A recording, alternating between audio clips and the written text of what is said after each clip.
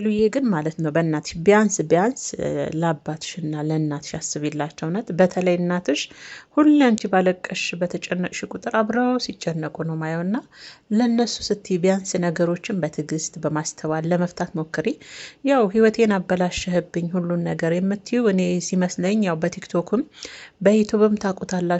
ህይወቴን ሚስጥሬን አበላሸ ደስ ይበል በማለት ነው እንግዲህ ስታለቅስ። ያው ሶሲንም ተገቢ ባይሆንም ያው በጥፊ መታታለች ጓደኛዋ። በነገራችን ላይ ሶሲ ለሄሉ ምርጥ ጓደኛዋ ናት። በከፋትም ብቻዋን ባዘነች ሰዓትም ካጠገቧ ማጠፋ አንድ መስጥረኛው ለነገሩ እሷ ነበረች። እሷንም ዛሬ ያስከፍታታለች ማለት ነው። አንቺ ምን የምታውቂው ነገር የለም ዝም በይ ሂጂ ውጪ በማለት በጥፊ ሶሲንም መታ አስወጥታታለች። ሶሲም ተቀይማ አጠገቤ እንዳትደርሺ ከዚህ በኋላ በማለት ነው ሄደችው። እና ሄሉ መረጋጋት የሚባል ነገር አለ የኔ ቆንጆ። ቢያንስ በዙሪያሽ ያሉ ሰዎችን አስቤላቸው። አንቺ እንዲህ በሆንሽ ቁጥር እነሱ ይጨነቃሉ።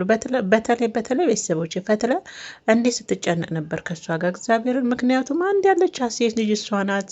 እናትነት ደግሞ በዛው ላይ ተጨምሮ ደግሞ እሷ እንዲህ በምትሆን ሰዓት አብራ ስትጨነቅ ነው ማየውና ለእናትሽ ስቲ ለነዛ ለታመሙ አባትሽ ስቲ ቢያንስ እንደዚህ ራሽንም አታስጨንቂ። ሄሉ ያንቺ ጀግና ሴት አይደለሽ እንዴ?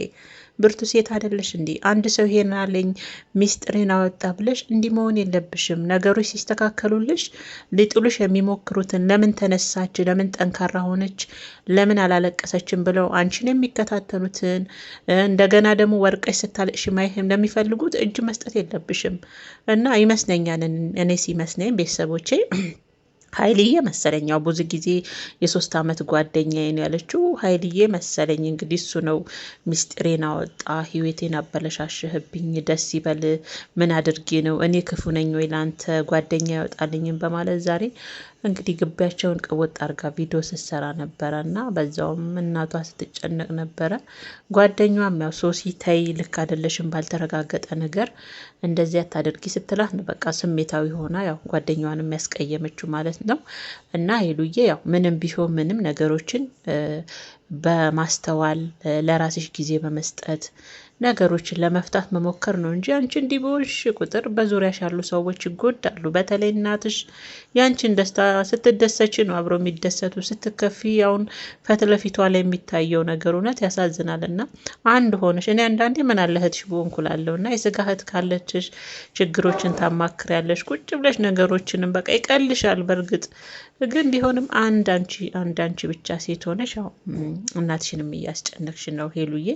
ሁሉ ነገሮች እኮ ጊዜ ጠብቀው ይስተካከላሉ። ምንም ማይስተካከል ነገር የለም እዚሽ ምድር ላይ ነው ውድና እናትሽንም አታስጨንቂ። ለእናትሽ ረጅም እድሜና ጤና ይስጥልሽ።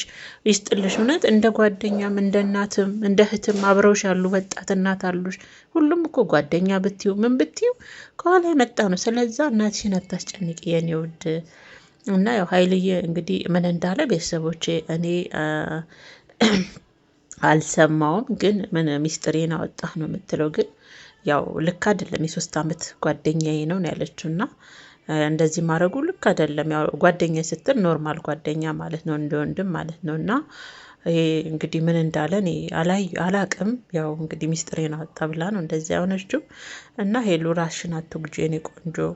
እውነት ጠንካራ መሆን ነው እንጂ ምን መልፈስፈስ ነው። ለሁሉም መልቅሰሽ ትችያለሽ መሆን የለበትም።